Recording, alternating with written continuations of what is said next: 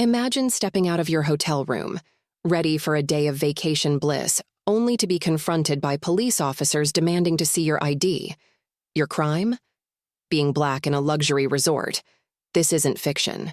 This is the real-life nightmare Senator Lauren Mitchell faced with her children.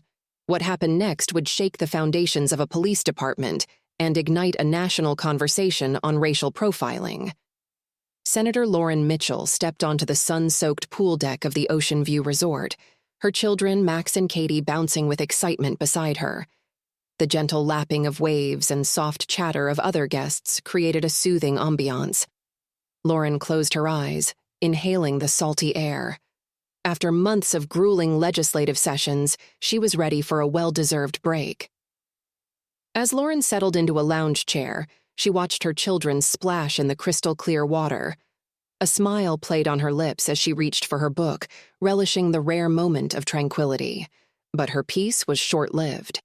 Two police officers approached, their faces set in stern expressions. Officer William, the taller of the two, addressed her first. "Ma'am, we need to speak with you." Lauren sat up, confusion furrowing her brow. "Is everything all right, officers?" Officer David, his hand resting on his holster, spoke next. "We've received reports of suspicious activity in this area. Can you explain your presence here?" Lauren's heartbeat quickened, but she kept her voice steady. "I'm a guest at the hotel. My children and I are here on vacation." The officers exchanged glances. William's eyes narrowed.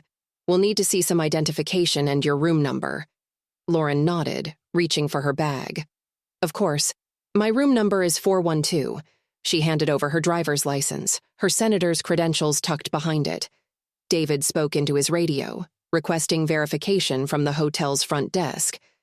The seconds ticked by, feeling like hours as Lauren tried to appear calm for her children, who had noticed the commotion and were swimming closer to investigate. Finally, David lowered his radio, his expression hardening. "Ma'am, the hotel has no record of a guest in room 412 under the name Lauren Mitchell." Lauren's stomach dropped. She knew she had checked in just hours ago. "There must be some mistake. I have my key card right here." She fumbled in her bag, producing the plastic card.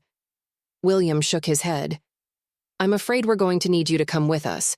This is a private beach, and if you're not a registered guest, you're trespassing."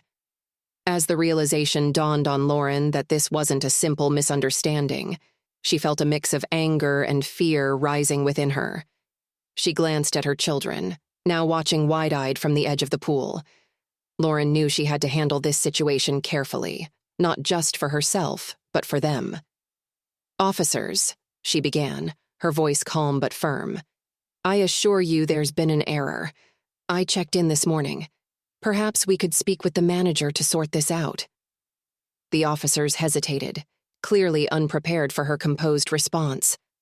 Other guests had begun to take notice, some whispering and pointing. Lauren could feel the weight of their stares, the judgment in their eyes. She took a deep breath, steeling herself for what was to come. This vacation had taken an unexpected turn, and Lauren realized she was about to face a challenge far different from those she encountered in the Senate chambers. Lauren had faced tough opponents in the Senate, but nothing could have prepared her for this. As Max and Katie swam towards her, she realized that the real battle wasn't with the officers. It was against the poison of racism threatening to taint her children's minds. "Mom, what's going on?" Max asked, his voice tinged with concern as he climbed out of the pool. Katie followed closely behind, her eyes darting nervously between her mother and the officers. Lauren's heart raced as she tried to shield her children from the unfolding situation. She forced a smile, hoping to mask the tension in her voice. "It's just a misunderstanding, sweetie. The officers are helping us sort it out." Officer Williams stepped forward, his stance rigid. "Ma'am, we need you to come with us now." Max, always the inquisitive one, furrowed his brow. "But why? We didn't do anything wrong." His boldness surprised Lauren, a mix of pride and fear washing over her. Katie, sensing the growing tension, inched closer to her mother. Her small hand gripped Lauren's arm tightly, a silent plea for protection. Lauren could feel her daughter trembling, and it took every ounce of her self-control not to lash out at the officers. "It's okay, Katie," Lauren soothed, running a hand through her daughter's wet hair. But she could see the fear and confusion in Katie's eyes, a look that broke her heart. Lauren knew this moment could shape her children's perception of authority figures for years to come. The confrontation was drawing attention from other guests now. Whispers and pointed looks rippled through the crowd gathering around the pool. Some pulled out their phones, recording the scene unfolding before them. Lauren took a deep breath, struggling to maintain her composure. She had to be strong for her children, to show them how to face injustice with dignity. But inside, she was a storm of emotions. Anger at the officer's prejudice, fear for her children's safety, and determination to stand her ground. "Officers?" Lauren said, her voice steady despite her internal turmoil. "I understand you're doing your job, but there's been a mistake. I am a guest here, and I'd like to speak with the hotel manager to clear this up." As she spoke, Lauren gently guided Max and Katie behind her, a physical barrier between her children and the threat they faced. She could feel their eyes on her, watching how she handled this situation. It was a teachable moment she never wanted them to experience. "Everything will be all right," Lauren reassured her children, meeting their worried gazes with a confident smile. But beneath her calm exterior, rage simmered. How dare these officers subject her family to this humiliation? How many other families had faced similar treatment without the resources to fight back? The tension at the pool was palpable now, a powder keg ready to explode. Lauren knew she had to defuse the situation quickly for her children's sake and her own. But as Officer William reached for his radio, calling for backup, she realized this confrontation was far from over. The situation was spiraling out of control, and Lauren braced herself for what would come next. The air crackled with tension as Officer William lowered his radio. Lauren stood firm, her children behind her, as she prepared to face what came next. But how does one fight against prejudice when it wears a badge? The answer was about to unfold in a way no one at the pool could have predicted. "Ma'am, you and your children need to leave the premises immediately," Officer William demanded, his voice laced with authority. Lauren felt a surge of indignation rise within her, but she kept her composure. "Officers, I understand you're doing your job, but I assure you we are registered guests here," Lauren replied calmly, her voice steady despite the rapid beating of her heart. "I respectfully decline to leave and request to speak with the hotel manager." Officer Williams' face hardened, his patience clearly wearing thin. Without warning, he reached out and grabbed Lauren's arm, attempting to forcibly remove her from the pool area. "You're coming with us now," he growled. Lauren winced at his grip, but didn't flinch. She knew her rights, and she wasn't about to let anyone, badge or not, violate them. "Officer, please remove your hand. You have no right to touch me or force me to go anywhere without probable cause." By now, a crowd had gathered around the confrontation. Guests watched with a mix of shock and concern, many with their phones out, recording the incident. Lauren could hear the murmurs of disbelief and outrage from some onlookers. "Mom?" Max's voice quivered, a mix of fear and anger in his young eyes. Katie clung to her brother, tears welling up in her eyes. Lauren's heart ached for her children, but she knew she had to stand her ground. This wasn't just about their vacation anymore. It was about dignity, justice, and setting an example for her kids. "It's okay," she reassured them, her voice calm despite the storm of emotions inside her. "We've done nothing wrong, and we're going to sort this out." Officer David, seeming uncomfortable with the escalating situation, attempted to intervene. "William, maybe we should—" But Officer William cut him off, his grip on Lauren's arm tightening. "No, we're ending this now." Just as the situation seemed ready to boil over, a voice cut through the tension. "What's going on here?" A man in a crisp suit strode towards them, his face a mask of concern and confusion. "Mr. Daniels," one of the nearby staff members called out. "Thank goodness you're here." Lauren felt a wave of relief wash over her. The hotel manager had arrived, and with him, the hope that this nightmare might finally end. As Mr. Daniels approached, Lauren stood tall, ready to explain the situation and clear up this horrendous misunderstanding. The confrontation had reached its climax, and now, with the arrival of Mr. Daniels, the truth was about to come to light. Lauren took a deep breath, knowing that the next few moments would determine not just the outcome of this incident, but potentially spark a larger conversation about racial profiling and civil rights. What happens when those who are supposed to protect and serve become the very source of injustice? As Mr. Daniels began his investigation, no one could have predicted how quickly the tables were about to turn.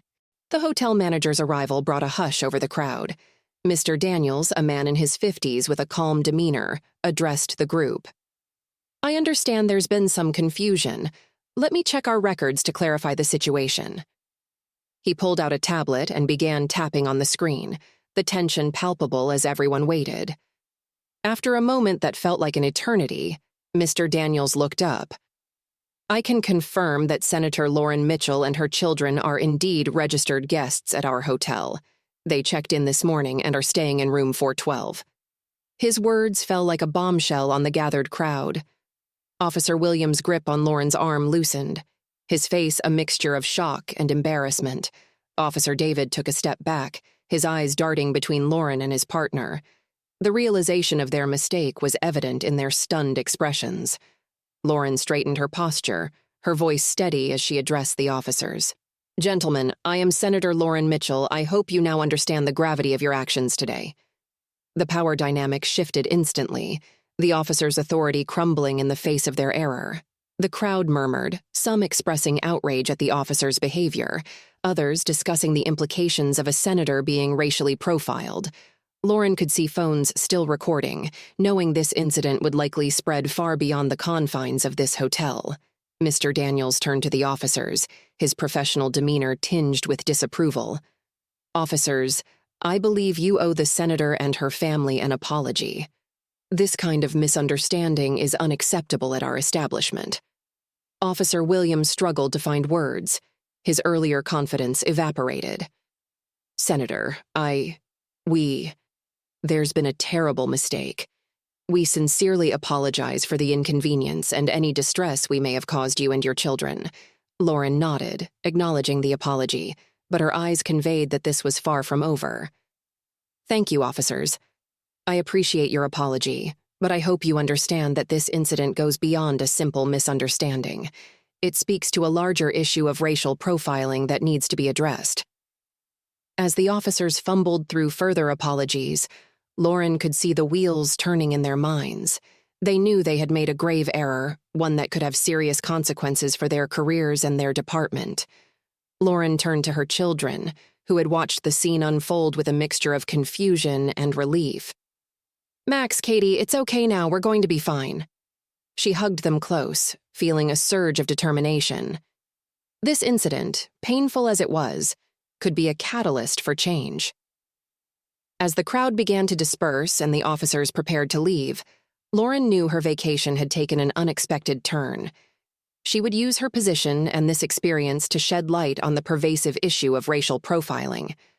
The fight for justice was far from over, but Lauren was ready to take on this new challenge, turning a moment of injustice into an opportunity for meaningful change. As the adrenaline of confrontation faded, a new challenge emerged for Lauren. How do you explain systemic racism to children who've just experienced its harsh reality firsthand? The hotel room door closed behind them, but the real struggle was only beginning. Lauren guided Max and Katie into the room, their faces a mix of confusion and lingering fear. The tension from the poolside incident hung heavy in the air as they settled onto the plush hotel beds. Lauren's heart ached as she watched her children, their carefree vacation spirits crushed by the weight of prejudice. "Mom, why did those officers treat us like that?" Max asked, his voice trembling with a mixture of anger and bewilderment. Katie, usually vibrant and talkative, sat silently, her eyes darting nervously around the room as if expecting more trouble to burst through the door at any moment. Lauren took a deep breath, searching for the right words to explain a complex and painful reality to her children. She knew this conversation would shape their understanding of the world and their place in it. "Sometimes people make unfair judgments based on how others look," she began, her voice gentle but firm. "What happened today was wrong, and it's called racial profiling." As Lauren spoke, she could see Max's fists clenching, his young face contorting with anger. Katie, on the other hand, seemed to shrink into herself, her eyes welling with tears. The stark contrast in their reactions mirrored the complexity of emotions Lauren herself was grappling with: rage at the injustice, fear for her children's future, and the weight of responsibility as both a mother and a public figure. "But we didn't do anything wrong," Max exclaimed, his voice rising. "Why didn't they believe you?" Lauren pulled her son close, feeling his body tremble with emotion. "You're right, we didn't do anything wrong. But some people carry unfair beliefs about others based on their skin color. It's our job to stand up to those beliefs and show them they're wrong." As she comforted her children, Lauren's mind raced with the implications of the incident. She knew she couldn't let this pass without taking action. Her position as a senator gave her a platform, a voice that could potentially turn this painful experience into a catalyst for change. "What happens now, Mom?" Katie asked softly, speaking for the first time since they'd entered the room. Lauren looked at her children, seeing not just the hurt in their eyes but also a spark of resilience. She made a decision in that moment. "Now, we use our voices," she said, her tone resolute. "We tell our story so that other families don't have to go through what we did today." As Lauren began to formulate a plan, she realized that this incident, as traumatic as it was, had the potential to spark a larger conversation about racial profiling and systemic racism. She would use her position to address these issues head-on, turning their personal pain into a force for positive change. The vacation they had planned was over, but a new journey was just beginning. Lauren hugged her children close, knowing that the path ahead would be challenging, but also filled with the opportunity to make a real difference. As a family, they would face this adversity together, emerging stronger and more determined to fight for justice. Statistics show that only 10% of complaints against police officers result in disciplinary action. Lauren Mitchell was acutely aware of these odds as she reached for her phone. What she was about to do could change everything, not just for her family, but for countless others who had suffered in silence. The question was, would America be ready to listen? Lauren's fingers moved swiftly across her phone screen as she contacted her legal team. Her voice, steady and determined, outlined the events at the hotel pool. The lawyer on the other end listened intently, occasionally asking for clarification. As Lauren recounted the incident, her resolve only grew stronger. This wasn't just about her family anymore. It was about addressing a systemic issue that had plagued the nation for far too long. As she ended the call, Lauren turned her attention to crafting a public statement. She knew the risks involved in speaking out. Some of her colleagues might distance themselves, fearing association with controversy. Others might question her motives, accusing her of leveraging a personal incident for political gain. Lauren pushed these concerns aside, focusing instead on the potential impact her words could have. She carefully chose her language, balancing the personal nature of the experience with the broader implications for society. Lauren described the fear in her children's eyes, the humiliation of being treated like a criminal in front of other guests, and the stark realization that her status as a senator didn't shield her from racial profiling. As she worked, Lauren considered the potential impact on her political career.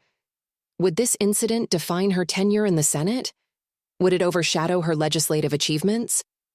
These were real concerns, but Lauren knew she couldn't stay silent. She thought of other families who had faced similar situations without the platform to speak out. Her position gave her a unique opportunity to shine a light on this issue, and she was determined to use it. Lauren finalized her statement, her heart racing as she read it over one last time. She knew that once she released it, there would be no going back. The media would scrutinize every word. Pundits would debate her intentions, and her inbox would likely flood with messages of both support and criticism. Taking a deep breath, Lauren pressed send. Her statement began its journey through various news outlets and social media platforms. As she waited for the public's reaction, Lauren felt a mix of anxiety and hope. She had taken the first step in turning her family's traumatic experience into a catalyst for change. Within minutes, her phone began buzzing with notifications. The incident was gaining traction, spreading rapidly across social media and news websites. Lauren's story was resonating with people across the country, sparking conversations about racial profiling and police accountability. As the notifications poured in, Lauren realized that her personal ordeal was about to become a national talking point, and she was ready to lead the charge for change. As Lauren's story ignited a firestorm online, a startling divide emerged in public opinion. How could one family's harrowing experience at a hotel pool split the nation so dramatically? The next 24 hours would reveal just how deep the fault lines of race and justice run in America. Lauren's account of racial profiling spread like wildfire across social media platforms. Twitter hashtags trended, Facebook groups debated, and Instagram stories shared her message far and wide. The incident struck a chord with many who had experienced similar treatment, while others viewed it through a lens of skepticism. Support poured in from countless individuals who saw Lauren's story as a reflection of their own struggles. They shared personal anecdotes of discrimination, creating a tapestry of experiences that highlighted the pervasiveness of racial profiling. Lauren's inbox flooded with messages of solidarity, each one a testament to the widespread nature of the problem. However, not everyone rallied behind the senator. Some questioned the veracity of her account, suggesting she might be exaggerating for political gain. Online forums buzzed with speculation, dissecting every detail of the incident. The polarization of public opinion mirrored the broader societal divisions regarding race and law enforcement. Lauren's colleagues in the Senate were quick to respond. Many expressed outrage at the treatment she and her family had endured. Statements of support flooded in, condemning the actions of the officers and calling for a thorough investigation. The incident had thrust the issue of racial profiling into the spotlight of national politics. As the story gained traction, it sparked a broader conversation about systemic racism within law enforcement. News outlets picked up the story, featuring interviews with civil rights activists, legal experts, and community leaders. Discussions ranged from personal experiences of racial bias to proposals for police reform and increased accountability. The public eagerly awaited official responses from the hotel and police department. Speculation ran rampant about potential consequences for the officers involved and changes in policy that might result from the incident. The pressure mounted for both institutions to address the situation swiftly and decisively. Lauren's experience had become a flashpoint in the ongoing national debate on racial bias. It forced many to confront uncomfortable truths about the persistence of discrimination in modern society. As the conversation evolved, it became clear that this incident would have repercussions far beyond one family's vacation gone wrong. As the media frenzy continued to unfold, Lauren prepared to leverage this moment for meaningful change. She knew that the spotlight on her story provided a unique opportunity to push for reforms that could prevent similar incidents in the future. With determination in her eyes, Lauren began to formulate a plan that would transform her family's ordeal into a catalyst for progress. The aftermath of Lauren's ordeal revealed a startling truth about police reform. While many called for change, the path forward was far from clear. What would it take to transform a moment of injustice into lasting institutional reform? As public outrage mounted, the police department found itself under intense scrutiny. Chief Thompson, a veteran of law enforcement for over 3 decades, knew the stakes were high.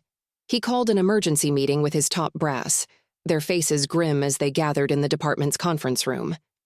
"We need to address this head-on," Chief Thompson declared, his voice firm. "I want a full internal investigation, and I want it done right." The investigation team, led by Captain Rodriguez, began their work immediately. They pored over body camera footage, interviewed witnesses, and scrutinized every detail of the incident. Officers William and David, the two at the center of the storm, were placed on administrative leave pending the outcome. Lauren, meanwhile, wasn't content to wait for the investigation's results. She leveraged her position as a senator to push for broader reforms. In a passionate speech on the Senate floor, she recounted her family's experience, her voice steady but tinged with emotion. "This isn't just about one incident," Lauren declared. "It's about a systemic problem that affects countless families across our nation. We need comprehensive reform, from improved training to increased accountability." Her words resonated with many of her colleagues, but implementing change proved challenging. Police unions pushed back against what they saw as overreach, while some politicians worried about appearing soft on crime. As the weeks passed, tensions remained high. The investigation team worked tirelessly, aware that their findings could have far-reaching implications. Officer William, known for his tough approach, maintained that he had followed protocol. Officer David, the younger of the two, seemed more shaken by the incident. Finally, after what felt like an eternity, Chief Thompson called a press conference. The room buzzed with anticipation as he stepped up to the podium.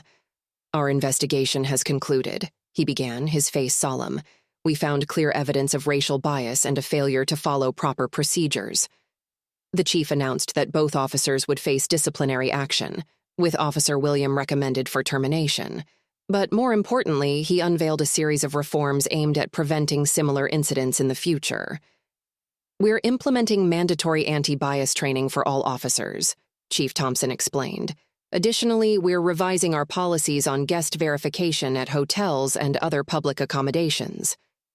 As the chief continued outlining the changes, Lauren watched from home, her children by her side. She knew this was just the beginning. The fight for true justice and equality would be long and difficult, but she was ready for the challenge. "We've made progress," Lauren told her children, her voice filled with determination. "But our work is far from over." Lauren's words echoed in her mind as she looked at her children's faces.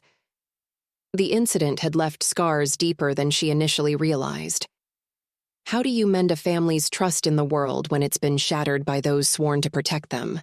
In the weeks following the hotel incident, Lauren noticed subtle changes in Max and Katie's behavior. Max, once outgoing and curious, now hesitated to approach anyone in uniform. Katie, usually bubbly and talkative, grew quiet and withdrawn in public spaces. The emotional toll of racial profiling had cast a long shadow over their lives. Lauren knew she couldn't navigate this challenge alone. She reached out to Dr. Amelia Torres, a child psychologist specializing in trauma related to racial discrimination. During their first session, Dr. Torres explained the importance of creating a safe space for open dialogue within the family. Children who witness racial profiling can experience significant emotional distress, Dr. Torres said. It's crucial to allow them to express their feelings and ask questions about race and discrimination. Lauren took this advice to heart. She set aside time each evening for family discussions, encouraging Max and Katie to share their thoughts and fears. At first, the conversations were difficult. Max's anger bubbled to the surface, while Katie's anxiety manifested in tearful silences. "Why did they treat us like that, Mom?" Max asked one night, his voice trembling with a mixture of confusion and rage. "We didn't do anything wrong?" Lauren pulled her son close, her heart aching. "You're right, sweetheart. We didn't do anything wrong. Sometimes people make unfair judgments based on how others look. But that doesn't make it okay, and we're going to keep fighting against it." As the weeks passed, Lauren noticed small signs of healing. Katie began to smile more, and Max's curiosity slowly returned. Dr. Torres introduced them to coping strategies, including mindfulness exercises and emotional regulation techniques. These tools helped the children manage their feelings in stressful situations. Lauren also sought support from her community. She connected with other families who had faced similar experiences, creating a network of understanding and solidarity. This sense of belonging proved invaluable in their healing process. One evening, as they walked through their neighborhood park, Katie spotted a police officer. Instead of shrinking away, she tugged on Lauren's sleeve. "Mom, can we talk to her? I want to ask her some questions." Lauren's heart swelled with pride at her daughter's bravery. As they approached the officer, she realized that their family was finding strength in their shared experience. They were turning their pain into purpose, one small step at a time. As Lauren watched her children engage in a respectful conversation with the officer, she began to consider the broader implications of their journey. How could she use their experience to create lasting change? The seed of an idea took root in her mind, and she knew their story was far from over. Lauren's seed of an idea had blossomed into a full-fledged bill. She stood before her colleagues in the Senate, her voice steady as she introduced the Racial Profiling Prevention Act. The legislation aimed to address the systemic issues that had led to her family's traumatic experience at the hotel pool. The bill's key points were ambitious. It called for mandatory anti-bias training for all law enforcement officers, stricter penalties for agencies found to engage in racial profiling, and increased funding for community policing initiatives. Lauren had also included provisions for data collection and reporting, ensuring transparency and accountability in police interactions with the public. As she outlined the bill's details, Lauren could feel the tension in the chamber. Some of her colleagues nodded in agreement, while others shifted uncomfortably in their seats. She knew the road ahead would be challenging, but she was prepared for the fight. Opposition emerged swiftly. Several senators argued that the bill would hamstring law enforcement and compromise public safety. Police unions mobilized their members, flooding lawmakers' offices with calls and emails. Lauren found herself defending her position in heated debates on cable news shows and radio interviews. Despite the pushback, Lauren pressed on. She knew the broader implications of her bill extended far beyond her personal experience. If passed, it would reshape law enforcement practices across the nation, potentially preventing countless families from enduring the same pain and humiliation her own had faced. The turning point came when Lauren was called to testify before the Senate Judiciary Committee. As she took her seat at the witness table, memories of that day by the pool flooded back. She took a deep breath and began her testimony, her voice strong and clear. "Senators, I stand before you not just as your colleague, but as a mother who watched her children's innocence shattered by racial prejudice," Lauren said. She recounted the incident in vivid detail, her words painting a picture of fear, confusion, and injustice. As Lauren spoke, the room fell silent. Even her staunchest opponents seemed moved by her personal account. She concluded her testimony with a passionate plea for change, urging her colleagues to seize this moment and take concrete action against racial profiling. The bill's journey through Congress was far from smooth. It faced numerous amendments and heated debates. Lauren worked tirelessly, building coalitions and negotiating compromises. Months passed, and the political landscape shifted, but Lauren's determination never wavered. Finally, after what seemed like an eternity, the Racial Profiling Prevention Act passed both houses of Congress. As President Garcia signed it into law, Lauren stood behind him, her children by her side. She knew this was just the beginning of a long journey toward true equality, but it was a significant step forward. Lauren's experience had indeed become a turning point, not just in her career, but in the national conversation about race and policing. As she left the White House that day, she felt a mix of pride and responsibility. The real work of implementing these changes was just beginning, and Lauren was ready to lead the way. As Lauren stepped away from the White House, a new chapter was beginning. But how would her family's traumatic experience shape their future? The answer would surprise even Lauren herself. Lauren Mitchell's political focus shifted dramatically in the months following the passage of the Racial Profiling Prevention Act. Civil rights issues, once a part of her broader agenda, now took center stage. She immersed herself in the complexities of systemic racism, consulting with experts and community leaders to craft policies that could enact real change. This newfound passion, however, came with its own set of challenges. Lauren found herself walking a tightrope, balancing her advocacy work with her other senatorial responsibilities. Late nights poring over legislative drafts became the norm, as did heated debates with colleagues who didn't share her urgency for reform. But Lauren wasn't alone in her fight. Max and Katie, inspired by their mother's determination, began to explore activism in their own ways. Max joined his school's newly formed social justice club, while Katie started a blog documenting their family's journey and encouraging other young people to speak out against discrimination. The ripple effects of the Mitchell family's experience extended far beyond their personal lives. Hotels across the country revamped their training programs, emphasizing cultural sensitivity and non-discriminatory practices. Law enforcement agencies, under pressure from the new legislation and public scrutiny, implemented stricter accountability measures and more comprehensive anti-bias training. As Lauren's influence grew, so did the anticipation surrounding her future projects. Rumors circulated about a comprehensive civil rights bill she was crafting, one that would address not just policing issues, but also workplace discrimination, housing inequality, and educational disparities. The Mitchell family's painful experience had transformed into a powerful catalyst for change.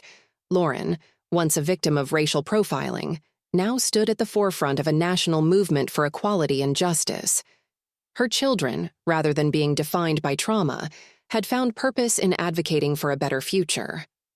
One evening, as Lauren helped Katie with her latest blog post, she reflected on their journey. The fear and anger they had felt that day by the pool seemed distant now, replaced by a sense of determination and hope. They had turned their pain into purpose, their individual struggle into a fight for collective justice. As Lauren's gaze drifted to a framed photo of their family at the White House signing ceremony, she realized their story had come full circle. What began as a vacation nightmare had evolved into a mission that would define not just their lives, but potentially the course of the nation. The road ahead was long, but Lauren and her family were ready to face whatever challenges lay ahead, united in their commitment to creating a more just and equitable world for all.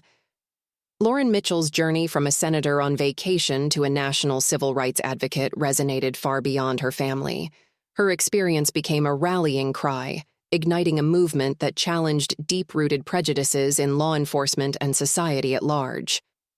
The passage of the Racial Profiling Prevention Act marked a significant milestone, but Lauren knew the fight was far from over. Across the country, individuals began to recognize their power to effect change. Ordinary citizens started documenting and reporting instances of racial profiling. Community organizations held workshops on knowing one's rights and peacefully challenging discrimination.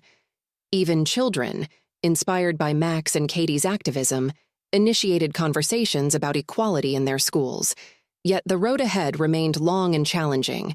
Systemic racism, deeply entrenched in institutions and mindsets, wouldn't disappear overnight. Lauren's story served as a reminder that change starts with individual actions and awareness. She urged everyone to examine their own biases, speak out against injustice, and actively work towards creating a more equitable society. As we reflect on Lauren's transformative journey, let it inspire us to take action in our own communities. Whether it's educating ourselves about racial issues, supporting local anti-discrimination initiatives, or simply standing up against prejudice in our daily lives, each of us has a role to play. The fight against racial profiling and discrimination continues, and it requires all of our voices and efforts to create lasting change.